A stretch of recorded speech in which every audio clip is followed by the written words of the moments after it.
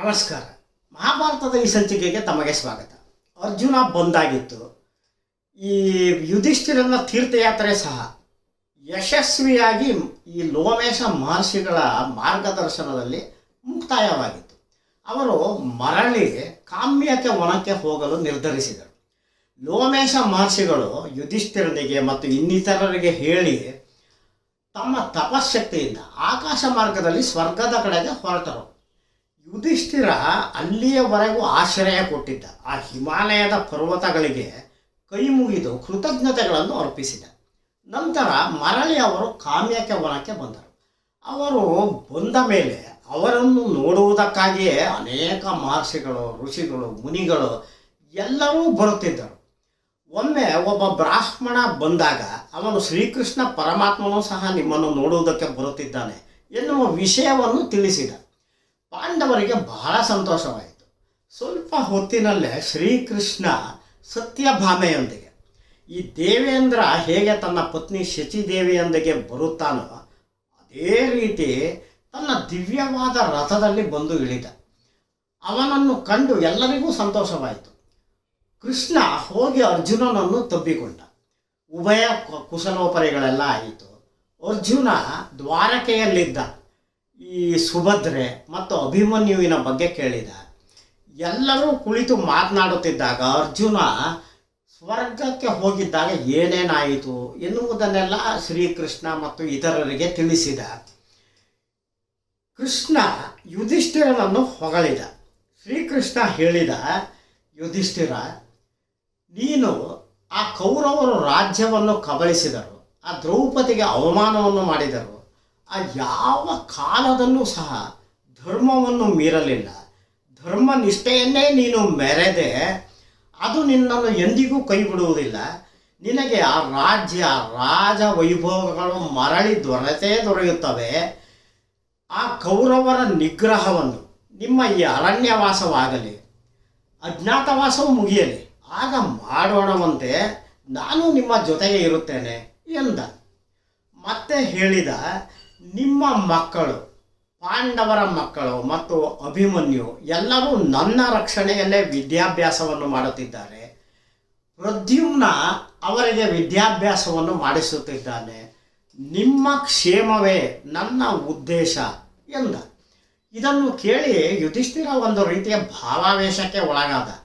ಅವನು ಶ್ರೀಕೃಷ್ಣನನ್ನು ಸ್ತುತಿಸಿದ. ಶ್ರೀಕೃಷ್ಣನಿಗೆ ಹೇಳಿದ, ನಮ್ಮ ಕ್ಷೇಮವೆಲ್ಲ ನಿನಗೇ ಬಿಟ್ಟಿದ್ದು ಕೃಷ್ಣ ಎಂದು ಕೈ ಮುಗಿದ. ಇವರು ಮಾತನಾಡುತ್ತಿರಬೇಕಾದರೆ ಮಹರ್ಷಿ ಮಾರ್ಕಾಂಡೇಯರು ಬಂದರು.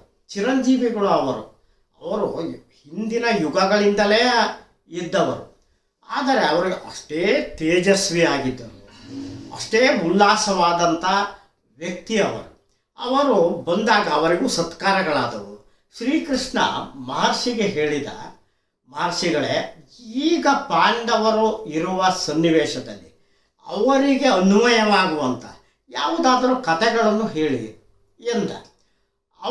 ಇವರು ಮಾತನಾಡುತ್ತಿರಬೇಕಾದರೆ ನಾರದರು ಸಹ ಬಂದರು. ಅವರಿಗೂ ಅರ್ಘ್ಯಪಾದ್ಯಗಳೆಲ್ಲ ಆಯಿತು. ಮಾರ್ಕಾಂಡೇಯ ಮಹರ್ಷಿಗಳು ಯುಧಿಷ್ಠಿರನ ಕೆಲವು ಸಂದೇಹಗಳು ಕರ್ಮದ ಮೇಲೆ ಇದ್ದವು, ಅವುಗಳನ್ನು ನಿವಾರಿಸಿದರು. ನಂತರ ಈ ವಿಷ್ಣುವಿನ ಮೊದಲನೇ ಅವತಾರ, ಮತ್ಸ್ಯಾವತಾರದ ಕಥೆಯನ್ನು ಹೇಳಿದರು. ಆ ಕತೆ ಹೀಗಿದೆ. ಹಿಂದೆ ಈ ಸೂರ್ಯನ ಪುತ್ರ ವಿವಸ್ವಂತ ಮನು ಅಥವಾ ವೈವಸ್ವತ ಮನು ಎನ್ನುವವನಿದ್ದ. ಆತ ಮಹಾ ತಪಸ್ವಿಯಾಗಿದ್ದ. ಆತ 10,000 ವರ್ಷಗಳವರೆಗೆ ಒಂದು ವಿಶಾಲ ಎನ್ನುವ ಅರಣ್ಯ, ಅಲ್ಲಿ ಒಂದು ಬದರಿ ವೃಕ್ಷದ ಕೆಳಗೆ ಒಂಟಿ ಕಾಲಲ್ಲಿ ನಿಂತುಕೊಂಡು ತಪಸ್ಸನ್ನು ಮಾಡಿದ್ದ. ಮಹಾ ತೇಜಸ್ವಿ. ತಪಸ್ಸಿನ ಈ ಮಹತ್ವ, ಸಿದ್ಧಿಯೂ ಸಹ ಆತನಲ್ಲಿ ಇತ್ತು. ಆತ ಒಂದು ದಿನ ಈ ಚಾರಿಣಿ ಎನ್ನುವ ನದಿಯ ತೀರದಲ್ಲಿ ತಪಸ್ಸು ಮಾಡುತ್ತಿದ್ದಾಗ ಒಂದು ಪುಟ್ಟ ಮೀನು, ನದಿಯಲ್ಲಿದ್ದ ಮೀನು, ಅದು ಇವನನ್ನು ಉದ್ದೇಶಿಸಿ ಹೇಳಿತು, ಮಹರ್ಷಿ, ನಾನು ಒಂದು ಪುಟ್ಟ ಮೀನು, ನಾನು ಈ ನದಿಯಲ್ಲಿದ್ದೇನೆ. ಈ ಪುಟ್ಟ ಮೀನುಗಳನ್ನು ದೊಡ್ಡ ಮೀನುಗಳು ತಿನ್ನುವುದು ಆಹಾರಕ್ಕಾಗಿ ಅವುಗಳ ಹವ್ಯಾಸ. ನನಗೆ ಆ ದೊಡ್ಡ ಮೀನುಗಳಿಂದ ಅಪಾಯವಿದೆ. ದಯವಿಟ್ಟು ನನ್ನನ್ನು ರಕ್ಷಣೆ ಮಾಡು. ನಾನು ನಿನಗೆ ಮುಂದೆ ಏನಾದರೂ ಉಪಕಾರವನ್ನು ಮಾಡುತ್ತೇನೆ ಎಂದು ಹೇಳಿತು. ಮಹರ್ಷಿಗೆ ಅದರ ಮೇಲೆ ಕರುಣೆಯುಂಟಾಯಿತು. ಆ ಮೀನನ್ನು ಆತ ಬೊಗಸೆಯಲ್ಲಿ ನೀರಿನೊಂದಿಗೆ ತೆಗೆದುಕೊಂಡ. ಅದನ್ನು ತೆಗೆದುಕೊಂಡು ಬಂದು ತನ್ನ ಆಶ್ರಮದಲ್ಲಿದ್ದ ಒಂದು ಮಣ್ಣಿನ ಮಡಕೆಯ ಪಾತ್ರೆಯೊಳಗೆ ಇಟ್ಟ. ಅದು ಸ್ವಲ್ಪ ಕಾಲವಾದ ನಂತರ ಆ ಮಣ್ಣಿನ ಈ ಪಾತ್ರೆಯ ಗಾತ್ರಕ್ಕೆ ಬೆಳೆಯಿತು. ಅದು ಮಹರ್ಷಿಗೆ ಹೇಳಿತು, ಮಹರ್ಷಿ ನೋಡು, ನನಗೆ ಈಗ ಈ ಮಣ್ಣಿನ ಪಾತ್ರೆಯ ಅಗಲಕ್ಕೆ ನಾನು ಇದ್ದೇನೆ, ನನಗೆ ಇಲ್ಲಿ ಅಲುಗಾಡಲು ಸಾಧ್ಯವಾಗುತ್ತಿಲ್ಲ, ದಯವಿಟ್ಟು ನಾನು ಬೇರೆ ಕಡೆಗೆ ಬಿಡು ಎಂದಿತು. ಮಹರ್ಷಿಗೆ ಕನಿಕರವಾಯಿತು. ಅವನು ಅದನ್ನು ತೆಗೆದುಕೊಂಡು ಹೋಗಿ ಒಂದು ದೊಡ್ಡ ಬಾವಿಯಲ್ಲಿ ಬಿಟ್ಟ. ಕಾಲ ಕಳೆದಂತೆ ಆ ಮೀನು ಈ ಬಾವಿಯನ್ನು ಆಕ್ರಮಿಸಿಕೊಂಡಿತು. ಅದರ ಶರೀರ ಅಷ್ಟು ದೊಡ್ಡದಾಗಿತ್ತು. ಅದು ಮತ್ತೆ ಮಹರ್ಷಿಯನ್ನು ಉದ್ದೇಶಿಸಿ ನುಡಿಯಿತು, ಮಹರ್ಷಿ, ಇಲ್ಲಿರಲು ನನಗೆ ಸಾಧ್ಯವಾಗುತ್ತಿಲ್ಲ, ಕರುಣೆ ತೋರು, ನನಗೆ ಗಂಗಾ ನದಿಯಲ್ಲಿ ಬಿಟ್ಟು ಬಿಡು ಎಂದಿತು. ವೈವಸ್ವತಮನು ಅದನ್ನು ತೆಗೆದುಕೊಂಡು ಹೋಗಿ ಗಂಗಾ ನದಿಯಲ್ಲಿ ಬಿಟ್ಟ. ಆದರೆ ಸ್ವಲ್ಪ ಕಾಲದಲ್ಲೇ ಆ ಮೀನು ಆ ಗಂಗಾ ನದಿಯ ಅಗಲಕ್ಕೂ ಬೆಳೆಯಿತು. ಅದು ಮತ್ತೆ ವೈವಸ್ವತ ಮನುವಿಗೆ ಹೇಳಿತು, ನನಗೆ ಇಲ್ಲಿರಲು ಸಾಧ್ಯವಾಗುತ್ತಿಲ್ಲ, ದಯವಿಟ್ಟು ನನ್ನನ್ನು ಸಮುದ್ರಕ್ಕೆ ಬಿಡು ಎಂದಿತು. ವೈವಸ್ವತ ಮನು ಅದನ್ನು ತೆಗೆದುಕೊಂಡು ಹೋಗಿ ಸಮುದ್ರಕ್ಕೆ ಬಿಟ್ಟ. ಸಮುದ್ರಕ್ಕೆ ಬಿಟ್ಟಾಗ ಆ ಮೀನು ನಗುತ್ತಿರುವಂತೆ ಆ ಮಹರ್ಷಿಗೆ ಭಾಸವಾಯಿತು. ಆ ಮೀನು ಹೇಳಿತು, ನೀನು ನನಗೆ ಉಪಕಾರವನ್ನೇ ಮಾಡಿದ್ದೀಯೆ, ನೋಡು, ನಾನು ಹೇಳುವುದನ್ನು ಗಮನವಿಟ್ಟು ಕೇಳು. ಇನ್ನು ಸ್ವಲ್ಪ ದಿನಗಳಲ್ಲಿ ಪ್ರಳಯವಾಗುತ್ತದೆ, ಮಳೆ ಆರಂಭವಾಗುತ್ತದೆ. ಇಡೀ ಭೂಮಿ ಆ ಮಳೆಯ ನೀರಿನಲ್ಲಿ ಮುಳುಗಿ ಹೋಗುತ್ತದೆ. ಭೂಮಿಯ ಮೇಲಿರುವ ಎಲ್ಲ ಜೀವ ಜಂತುಗಳು ನಾಶವಾಗಿ ಹೋಗುತ್ತವೆ. ನೀನು ಒಂದು ದೋಣಿಯನ್ನು ಕೊಟ್ಟು ಬಲವಾಗಿ ದೊಡ್ಡದಾಗಿ ಇರಬೇಕದು. ಆ ದೋಣಿಯಲ್ಲಿ ಎಲ್ಲ ಜೀವಿಗಳ ಎಲ್ಲ ಬೀಜಗಳನ್ನು ತಂದು ಸಂರಕ್ಷಿಸಿ ಇಡು. ಆ ಸಪ್ತರ್ಷಿಗಳನ್ನು ಕೂಡ ಇಲ್ಲಿಗೆ ಕರೆದುಕೊಂಡು ಬಾ. ಆ ದೋಣಿಯಲ್ಲಿ ಅವರೂ ಸಹ ಇರಲಿ. ಆಗ ನಾನು ಬರುತ್ತೇನೆ. ನನ್ನ ಕುರುಹು ಏನೆಂದರೆ, ನನ್ನ ತಲೆಯ ಮೇಲೆ ಒಂದು ಕೊಂಬು ಇರುತ್ತದೆ. ಆ ದೋಣಿಗೆ ಒಂದು ಬಲವಾದ ಹಗ್ಗವನ್ನು ಕೊಟ್ಟು ನಾನು ಆಗ ಬರುತ್ತೇನೆ, ನನ್ನ ಮಾತನ್ನು ಉಪೇಕ್ಷೆ ಮಾಡಬೇಡ ಎಂದಿತು. ಮಹರ್ಷಿಗೆ ಮೊದಲೇ ಇದು ಸಾಮಾನ್ಯವಾದ ಮೀನಲ್ಲ, ಅಸಾಧಾರಣವಾದ ಮೀನು ಎಂದು ಎನಿಸಿತ್ತು. ಅವನು ಹಾಗೇ ಆಗಲಿ ಎಂದು ಮಾತು ಕೊಟ್ಟ ಆ ಮಹಾಮೀನಿಗೆ. ಸ್ವಲ್ಪ ದಿನ ಕಳೆಯಿತು. ಈ ವೈವಸ್ವತಮನು ಒಂದು ದೊಡ್ಡದಾದ ನಾವೆಯನ್ನು ನಿರ್ಮಿಸಿದ. ನಾವೆ ಅಂದರೆ ದೋಣಿ. ಆ ಮೀನು ಹೇಳಿದಂತೆ ಎಲ್ಲ ತರಹದ ಬೀಜಗಳನ್ನು ತಂದು ಪ್ರತ್ಯೇಕವಾಗಿ ಆ ದೋಣಿಯಲ್ಲಿ ಸಂರಕ್ಷಿಸಿದ. ಆ ಸಪ್ತರ್ಷಿಗಳನ್ನು ಸಹ ಇಲ್ಲಿಗೆ ಕರೆದುಕೊಂಡು ಬಂದು ಆ ದೋಣಿಯಲ್ಲಿ ಕೂರಿಸಿದ. ಮಳೆ ಆರಂಭವಾಯಿತು, ಮಹಾಮಳೆಯಾದ. ಆ ಮಳೆ ಆರಂಭವಾಗುತ್ತಿದ್ದಂತೆ ಆ ಮಹರ್ಷಿ ಆ ಮಹಾಮೀನನ್ನು ನೆನೆಸಿಕೊಂಡ. ತಕ್ಷಣವೇ ಆ ಮಹಾಮೀನು ಬಂತು.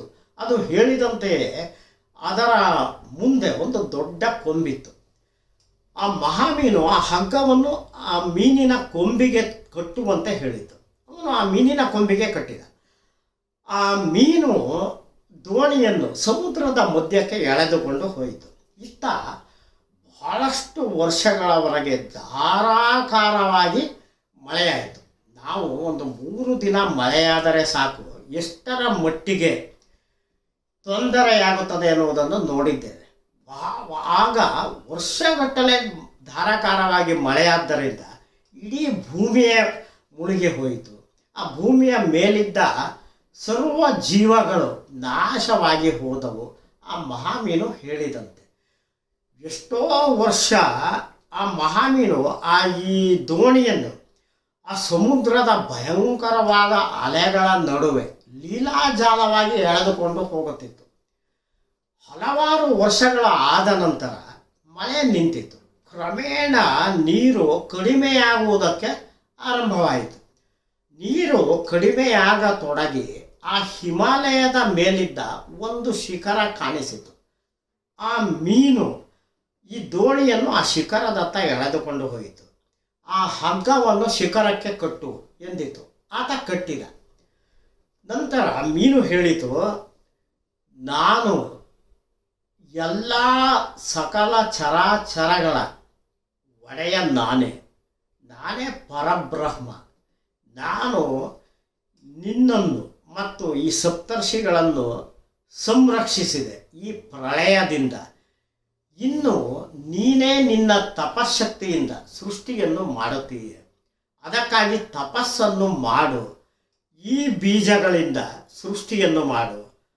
ದೇವ, ದಾನವ, ರಾಕ್ಷಸರು, ಅಪ್ಸರೆಯರು, ಗಂಧರ್ವರು, ಕಿನ್ನರ ಕಿಂಪುರುಷರು ಎಲ್ಲ ಸೃಷ್ಟಿ ಕಾರ್ಯ ನಿನ್ನಿಂದಲೇ ನಡೆಯುತ್ತದೆ ಎಂದು ಹೇಳಿ ಆ ಮೀನು ಅದೃಶ್ಯವಾಯಿತು.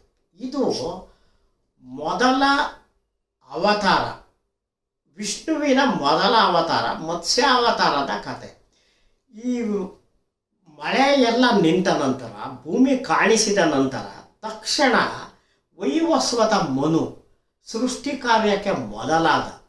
ಆದರೆ ಅವನಿಂದ ಅದು ಸಾಧ್ಯವಾಗಲಿಲ್ಲ. ಮತ್ತೆ ಆ ಮೀನು ಹೇಳಿದಂತೆ ಅನೇಕ ಸಾವಿರ ವರ್ಷಗಳವರೆಗೆ ಅವನು ತಪಸ್ಸನ್ನು ಮಾಡಿದ.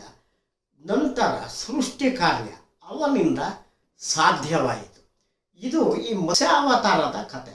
ಈ ಮತ್ಸ್ಯಾವತಾರದ ಕತೆ ಮಾರ್ಕಾಂಡೇಯ ಮಹರ್ಷಿಗಳಿಂದ ಯುಧಿಷ್ಠಿರನಿಗೆ ಹೇಳಿದ ಕತೆ ಮಹಾಭಾರತದಲ್ಲಿ ಬರುತ್ತದೆ. ಇದೇ ಮತ್ಸ್ಯಾವತಾರದ ಕತೆ ಋಗ್ವೇದದಲ್ಲೂ ಸಹ ಇದೆ ಮತ್ತು ಅನೇಕ ಪುರಾಣಗಳಲ್ಲಿ ಸಹ ಇದೆ.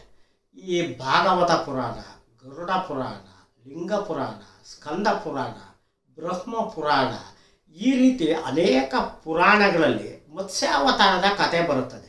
ಅಲ್ಪ ಸ್ವಲ್ಪ ಬದಲಾವಣೆಗಳೆಂದಿಗೂ ಸಹ ಇದೆ. ಈ ಕೆಲವು ಕಥೆಗಳಲ್ಲಿ ಈ ಹಗ್ಗದ ಬದಲು ಶೇಷನೇ, ಆದಿಶೇಷನೇ ಅದಕ್ಕೆ ಕಟ್ಟಿದ್ದ, ದೋಣಿಗೆ ಕಟ್ಟಿದ್ದ ಹಗ್ಗವಾಗಿದ್ದ ಎನ್ನುವುದು ಬರುತ್ತದೆ. ಮತ್ತು ಈ ಪ್ರಳಯದ ಸನ್ನಿವೇಶದಲ್ಲಿ ಬ್ರಹ್ಮ ಮಲಗಿದ್ದಾಗ 4 ವೇದಗಳನ್ನು ಬ್ರಹ್ಮನಿಂದ ಹಯಗ್ರೀವ ಎನ್ನುವ ರಾಕ್ಷಸ ಅಪಹರಿಸಿದ್ದ. ಅವನು ಸಮುದ್ರದ ತಳದಲ್ಲಿದ್ದ. ಈ ಮತ್ಸ್ಯಾವತಾರದಲ್ಲಿದ್ದ ಮಹಾವಿಷ್ಣು ಅದೇ ಸಮಯದಲ್ಲಿ ಈ ಹಯಗ್ರೀವನನ್ನು ಕೊಂದು ಪ್ರಳಯ ಮುಗಿಯುವ ಹೊತ್ತಿಗೆ ಆ ವೇದಗಳನ್ನು ಬ್ರಹ್ಮನಿಗೆ ತಂದುಕೊಟ್ಟಿದ್ದು ಮತ್ತು ಅದರಿಂದ ಸೃಷ್ಟಿ ಕಾರ್ಯ ಸುಲಭವಾಗಿದ್ದು.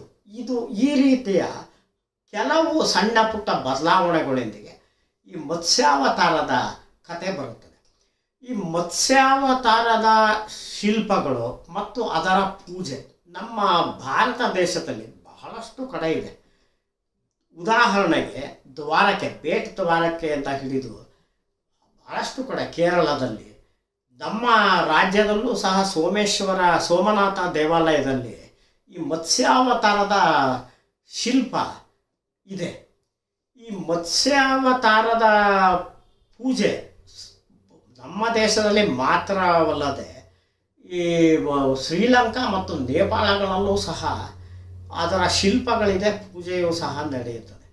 ಚೈತ್ರ ಮಾಸದಲ್ಲಿ ಮತ್ಸ್ಯ ಜಯಂತಿ ಎನ್ನುವ ದಿನವೂ ಸಹ ಬರುತ್ತದೆ. ಆಗಲೂ ಸಹ ಭಗವಂತ ಮಹಾವಿಷ್ಣುವಿನ ಈ ಮೊದಲ ಅವತಾರವಾದ ಮತ್ಸ್ಯಾವತಾರಕ್ಕೆ ಪೂಜೆಯನ್ನು ಸಲ್ಲಿಸಿ ವ್ರತಗಳನ್ನು ಸಹ ಮಾಡಲಾಗುತ್ತದೆ. ಮುಂದಿನ ಸಂಚಿಕೆಯಲ್ಲಿ ಮತ್ತೊಂದು ವಿಚಾರದೊಂದಿಗೆ ಭೇಟಿಯಾಗೋಣ. ನಮಸ್ಕಾರ.